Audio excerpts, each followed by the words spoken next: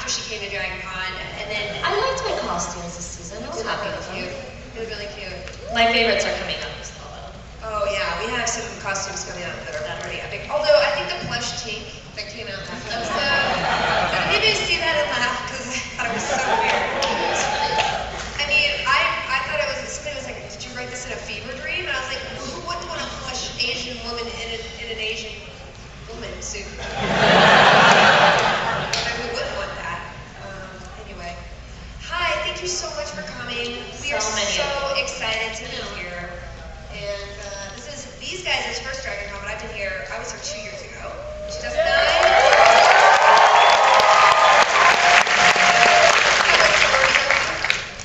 Represent? No? I don't know. But we're really excited, and it's really cool timing because we're in the middle of our season, so we can not answer a lot of questions about the rest of the season. And no, we've had some really cool things that are rolling out, so we're going to do a lot of Q&A. So anybody who would like to line up, where are the mics? Let's see. Mine is right there. Let me put mine down. See, old lady glasses. Is it just this one right here? Yeah. Okay, so if you'd like to ask a question, just line up in the center aisle. Oh my God, it's Veronica. She's cosplaying my character in Fallout New Vegas, Veronica. And she... If you played that game, you know it's an OP power fist that she has. It's pretty cool. Anyway. Yeah, let's just start with some questions, I guess. Yes, let's do this. Oh. Hello. Hi. I wanted to know how Nathan Fillion's guest spot came about. Okay, yes. If you haven't watched the episode, sorry. Okay, it's really weird because people are like screaming like, oh, I haven't seen that episode. I'm like, where should you send us an expiration date on your personal spoiler today? It's been 2 days. It's been 2 days, right? Right. Anyway, the amazing Nathan Fillion came to guest on the guild, and that came about by I saw him, at a party or a gathering. He was like, why am I not on the show? And I was like, I will take you up on that. And he was like, anytime.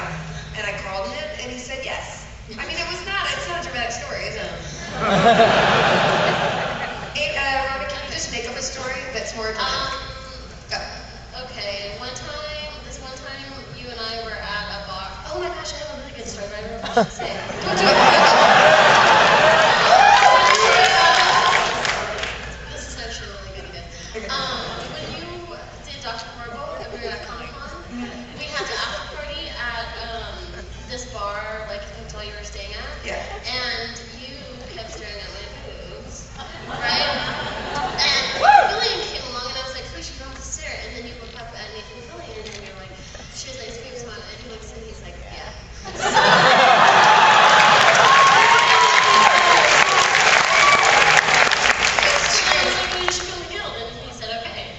Wait, you did it staring at your boobs. She's like, yes. That's the true story that's not true about the way the Anyway. Yes. Yay. Hi, what's your favorite moment from the show that didn't end up actually on the show?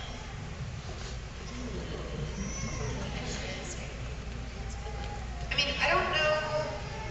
We actually we edit the script a lot before we shoot, so we don't really cut out a lot.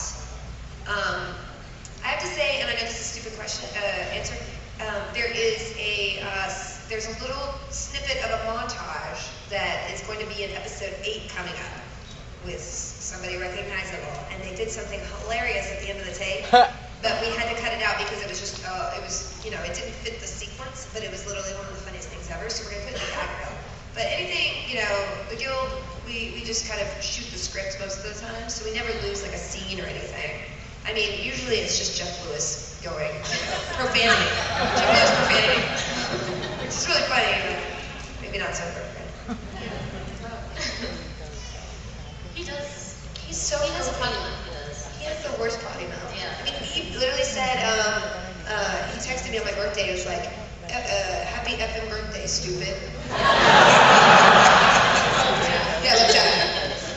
And he has a baby, and you think having a baby is going to moderate your,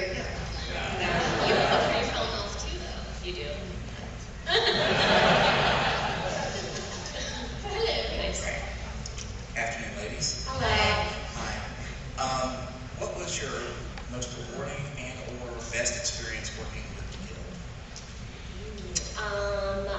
I think, okay, what was it? Comic-Con, the year we showed the Do You Want to Date My Avatar video, was probably the best guild moment ever, because we were outside while they were playing the video, and like, I wish we were in there because we could hear from the door like everyone screaming out like every single part, and like, I don't know, it was like the first time that I felt like we kind of got to see everybody's reaction from what we were doing, and it was the first time we had like such a huge turnout at a convention panel, and we, came out in our Avatar outfits, and everybody like stood up when we came out. I don't know, it was just like one of those moments that we're like, wow, the guild is really going somewhere. I don't know, that was kind of like a moment, I don't know, it was just like a turning point, I feel like, I don't know. It was very exciting to It was very exciting, to be in that moment. I mean, it was just like, it took so many logistical, Xbox had to rent us a stripper bus to get... With a stripper pole and like laser beams. And it pulled up outside the hotel and we're like, what are you doing? And it's like legendary among Xbox, like Major Nelson, if you know him, he's a spokesperson of Xbox, and he's like, how's your stripper bus going? You need one this year? And I was like, shut up. So they were so cool in helping coordinate that, just surprise. And we were like we were walking behind the halls, in those outfits, which we had only done the video on. And we had this sudden moment. I was in the green room and Neil Gaiman was there, and I had a huge fangirl moment because he was in the green room with us about to do another panel, and I freaked out. I looked down, I was like, oh, what am I wearing? I got so self-conscious. But he was like, lovely outfit. And it was a really cool moment. So yeah, I guess, there have been so many highlights in the I guess it's just having a family who I talk to and work with every day is kind of the most rewarding part for me, because it's not just a job, it's my, a huge part of my life. And the fact that, everybody in the cast and crew kind of feels that way about it too. Just, it means that everybody's being taken care of, and we have a really good time. Yeah, I mean, I think it's great that it's so cheesy to say, but we definitely all get along. Like there's no outcast or anything like that. Like we're just one big, cheesy, happy family. Yeah, we should do it like a family photo. We should do like the Brady Bunch. And it's so funny because like if we're walking around together and like people don't know that we're on the guild, we would be the most odd group of people. We would never be friends if it wasn't for the show, and I think that's what's so cool. Like one time, that makes me feel really good.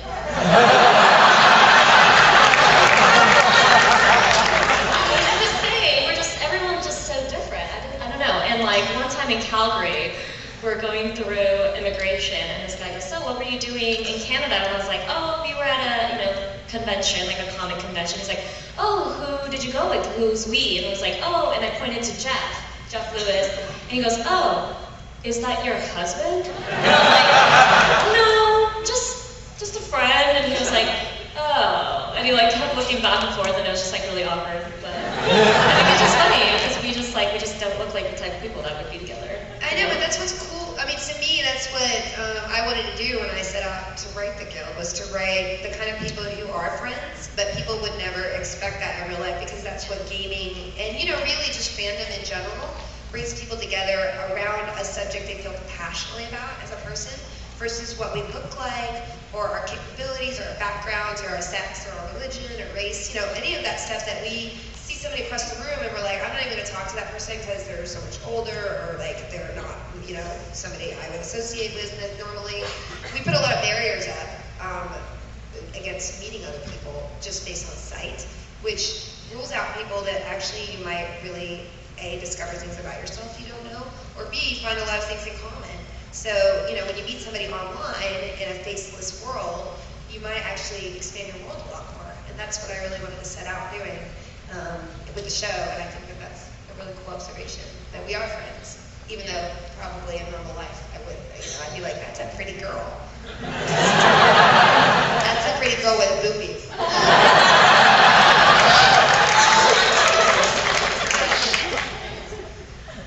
You're pretty too, Felicia.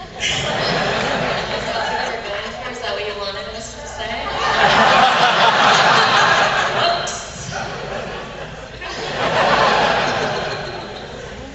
My question is actually about the differences between a comic and a show. For those those things that you had in your mind before you did the show, or were there those things that kind of grew in your head as you went along and discovered more things about the character?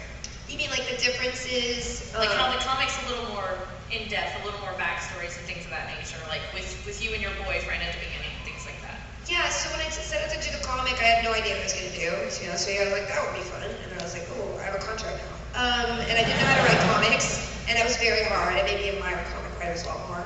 But yeah, I did want to do something deeper because at the root of everything, there's a lot of funny things that happen in the show, but I really wanted to add an insight into the characters, so it would be a completely different experience versus like something a little bit more, surfacey. Not that the web series isn't deep at times, but I wanted to be able to provide like an alternative, way of seeing the show, and also that would deepen what you've already seen in the show. So you can watch all the seasons and understand maybe where Codex is coming from a little bit more in season 1.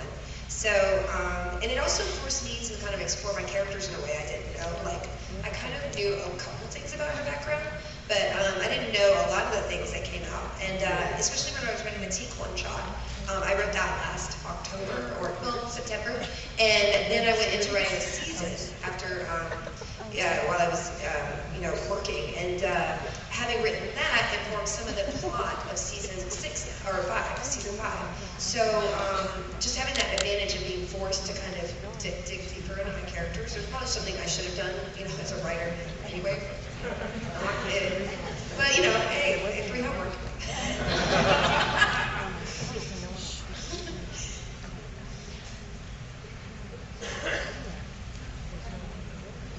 Hi, this question is from Felicia.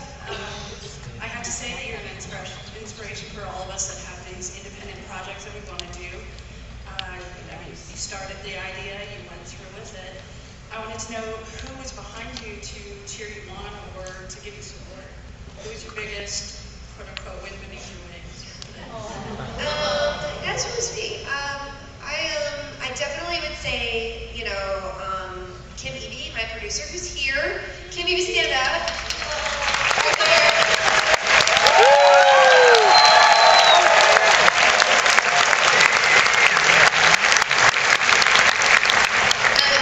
Fun fact that people might not know, Kim Eby is the only person who's ever taught me a writing class. I actually took a sketch writing class at Acton Comedy Theater from her like a year or a year and a half before I wrote The Guild. And then I met her later and we became friends. And I wrote the Guild script out of kind of a women's help group that we were in together. It's a true story. It's not a WB show. It's a true story. And because of their motivation, they were like, you play a lot of games, because every week all you do is talk about how many games you play. You should write something. And just having that support group and her, kind of drive me into that motivated me to get off my butt and actually write the script that was in my head for 2 years. And then after that, since people didn't want to do it as a TV show, she had been doing Gorgeous Tiny Chicken Machine Show, which was an awesome web series that she created herself, wrote and started. And she was like, we should do this on the web. So really, a lot of the graduation of the Guild came from her encouragement and her, sort of experience in the area when I was just terrified. And none of us had a lot of background in filmmaking, but just seeing the avenues that we had, because in this day and age, it's a beautiful time to be making stuff because you can find an audience online in a way that you could never find it before. So